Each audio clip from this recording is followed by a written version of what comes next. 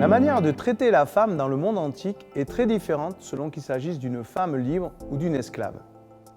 Aussi, voyons-nous dans le livre des Actes à la fois des femmes dont l'Église s'occupe, les veuves, et des femmes qui semblent jouir d'un statut de liberté proche de celle d'un homme.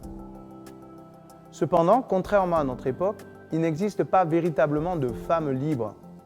Comme les enfants ou les esclaves, elles sont habituellement sous la protection d'un tutorat. En effet, être une femme seule ou libre représentait un statut compliqué, voire ambigu. Si la femme arrivait à pourvoir à ses besoins, on a 2 exemples de femmes couturières dans les Actes, elle le pouvait à condition de rester discrète. Il faut préciser qu'à ce jeu, les femmes prennent le risque d'être dénoncées comme prostituées. Si certaines pratiquaient effectivement la prostitution pour survivre, il arrivait que des hommes discréditent ces femmes autonomes juste par mépris. Jésus dénonce clairement ces regards destructeurs des hommes. Dans l'Empire romain, la prostitution était tolérée. Il permettait aux femmes sans soutien de survivre. Des hommes venaient organiser ce marché pour soi-disant les protéger. La protection masculine représente depuis toujours un piège pour les femmes dont nous connaissons jusqu'à aujourd'hui l'ambiguïté. La femme protégée ou asservie. L'Église primitive, dans la continuité de la culture juive, veut protéger, mais aussi réguler le statut des femmes seules. Il s'agissait d'éviter qu'elles deviennent un piège pour les hommes. Les Juifs prévoyaient d'intégrer dans les familles ce type de femmes grâce à une polygamie maîtrisée. Un homme proche de la famille devait la prendre comme seconde femme, comme par exemple dans le livre de Ruth. La polygamie pose un double problème à l'Église primitive. Le couple doit être protégé parce qu'il représente l'image de la relation du Christ avec son Église, exclusif et solidaire. La dignité de la femme comme membre du corps du Christ demande l'exclusivité de la relation conjugale. C'est un vrai progrès pour les femmes. Cependant, le problème demeure. Que faire des femmes seules ? L'Église mettra en place une aide aux veuves, qui recouvre l'ensemble des femmes sans protection. Quelle sera leur place dans l'Église ? On trouve des traces de cette polémique dans la première épître à Timothée, mais aussi dans le livre des Actes. Les hellénistes vont utiliser l'ambiguïté de ce statut pour dénoncer un différentiel de traitement avec les Juifs. La polémique sera prise au sérieux, mais pas tellement la situation de ces femmes. Les hommes désignés vont utiliser leur sagesse ailleurs que dans leurs tâches désignées, Étienne et Philippe en tête. Soyons clairs, ce statut de protection discrète conduit les femmes à une frustration légitime, qui va les amener à être parfois les boucs émissaires pour d'autres problèmes. Par exemple, il y a de faux docteurs qui répandent de fausses doctrines. Quel vecteur utilisent-ils à Éphèse ? Les jeunes veuves. On le voit dans 1 Timothée, chapitre 5, verset 11. Paul les remet sévèrement en question. Pourquoi ne visent-elles pas le mariage plutôt que de dépendre de l'Église et jouer un rôle qui n'est pas le leur ? Les oreilles occidentales ont du mal à entendre. Ainsi va la vie. Elles sont tour à tour source de problèmes ou source du désir, comme à Éphèse avec la déesse Diane. Même aujourd'hui, c'est une femme adulée, Marie, qui reste le problème entre les catholiques et les protestants. Paul demande aux femmes seules d'Éphèse de se marier et de se soumettre. On peut y lire une demande injuste. J'y vois un vrai problème de positionnement. Ces femmes sont manipulées encore une fois. La réduction des femmes à des représentants d'idées fausses les prive de leur vocation. Paul cherche à les sortir de cette impasse et demande à Timothée de veiller sur elles comme à des sœurs. Dans 1 Timothée 5. Nous avons par ailleurs la preuve que les conseils de Paul visent une situation particulière, car dans un autre contexte, Corinthe, il pose les conditions pour que les femmes parlent publiquement de la part de Dieu. Bon d'accord, en marquant leur soumission par un voile. Dans 1 Corinthiens 11, 5, il nous est dit ceci, « Toute femme, en revanche, qui prie et qui prophétise la tête non couverte, déshonore son chef. » Pour manifester sa protection, une femme mettait naturellement un voile. Que ce soit un mari ou une église, ce voile marquait le fait que la femme était sous tutelle. Elle sortait ainsi de l'ambiguïté. Ce voile ressemble au voile de la présence de Dieu dans le Saint des Saints.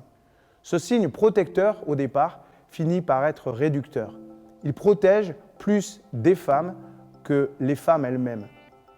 Si Paul reprend assez directement les femmes qui ne portent pas de voile, c'est parce qu'elles se mettent en danger d'ambiguïté dans ce contexte. Que veulent-elles revendiquer? Leur liberté? Pourquoi, dans une société patriarcale, revendiquer cette liberté? C'est ce que font les prostituées précisément. Le jeu en vaut-il la chandelle? Il vaut mieux pour les femmes de ce temps rentrer dans le rang que de se mettre ainsi en danger. Cela dit, la perspective biblique reste de déchirer tous les voiles, ceux qui nous séparent de Dieu et ceux qui enferment la femme. La preuve? Le même Paul dit ceci dans Galates 3, 26. « Vous êtes tous fils de Dieu par la foi en Jésus-Christ. En effet, vous tous qui avez été baptisés en Christ, vous vous êtes revêtus de Christ. Il n'y a plus ni juif ni non-juif, il n'y a plus ni esclave ni libre, il n'y a plus ni homme ni femme, car vous êtes tous un en Jésus-Christ. » J'ai toujours été frappé qu'on retienne l'histoire du voile dans 1 Corinthiens, tellement marqué culturellement, en oubliant l'objectif de Paul, que les femmes puissent continuer de prier et enseigner dans l'Église, c'est-à-dire d'exercer leur ministère. Le livre des Actes montre par ailleurs le courage de femmes qui sauront se manifester de manière créative dans ce cadre. On y voit une femme, Tabitha, qui fait du bien à son entourage par sa libéralité. Pierre se déplace spécialement pour la relever d'entre les morts, dans Acte 9, verset 36. Une autre, Lydie, qui va ouvrir sa maison à Paul et ses amis pour qu'ils puissent travailler sur Philippe, dans Acte 16, verset 11.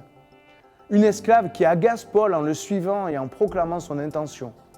Il va la délivrer d'un démon et s'attirer des ennuis, son don de divination disparaissant, son maître perd sa source de gain, dans Acte 16, 16. Ces trois femmes sont citées chacune dans un rôle significatif. Apporter du bien et du soutien aux gens qui en manquent, accueillir les apôtres quand ils ont besoin d'un pied-à-terre, et puis cette intuition féminine qui dérange et qui fascine. Il y a d'autres exemples, plus passifs. La réceptivité à l'Évangile d'Amaris est citée suite au discours de Paul à Athènes, comme Denis l'Aréopagite, dans Acte 17, verset 34. L'influence de la femme du gouverneur Félix, Drusille, qui va avoir un impact sur ses décisions, au chapitre 24, verset 24. Mais deux situations attirent notre attention plus particulièrement, celle de femmes partenaires de leur mari. Saphira avec Ananias dans Acte 5. Le texte prend le temps de gérer les deux partenaires séparément. Chacun est responsable devant Dieu. La condamnation de Saphira est séparée de celle de son mari. Chacun prend ses responsabilités et tour à tour, ils vont mentir. Cette co-responsabilité fait écho à la responsabilité originelle. Le mal se situe dans la faute individuelle de chacun, mais surtout dans la réponse donnée à l'accusation. Il y a un partenariat du mal ici. L'homme et la femme trouvent la force ensemble de monter un coup foireux. Un homme tout seul aurait-il eu ce courage? Il existe donc des alliances du mal. Mais les actes vont mettre aussi en valeur un partenariat bienveillant, Priscille et Aquilas. On les retrouve dans Acte 18, mais aussi dans 1 Corinthiens 16, dans Romains 16 et encore dans 2 Timothée 4, verset 19. Priscille accueillera Paul avec son mari Aquilas. Elle est citée au même titre que son mari au chapitre 18, verset 2. Elle va jouer un rôle avec son mari, un rôle important dans la formation d'un futur évangéliste, Apollos. Et puis, il va être la maison qui accueillera l'église locale. Ce partenariat positif représente un modèle intéressant qui montre la vision que l'église primitive a sur le rôle des femmes. Le partenariat reste le modèle de relation entre les hommes et les femmes. Ni le tutorat culturel de l'époque biblique, ni l'indépendance actuelle ne sont autant satisfaisants que ce vrai partenariat. Certains manques nous choquent, il faut le dire. Pourquoi aucune femme dans les équipes de responsables? Et puis, à part la prise en compte sociale des femmes seules, l'Église primitive s'est peu battue pour le statut et la condition des femmes.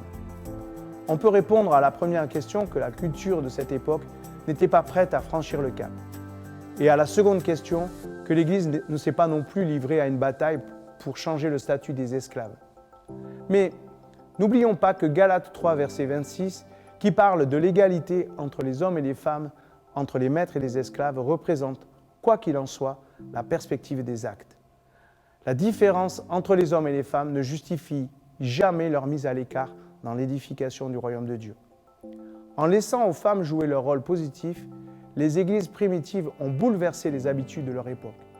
La générosité, l'accueil, le discernement, l'influence positive et surtout l'ouverture d'esprit. Peut-être que sur ce registre, nous pourrions faire encore mieux que l'Église primitive, dans une époque où l'égalité ne pose plus de vrais problèmes dans la société. Ce serait dommage de rester à la traîne alors que l'Église primitive était en avance sur son temps.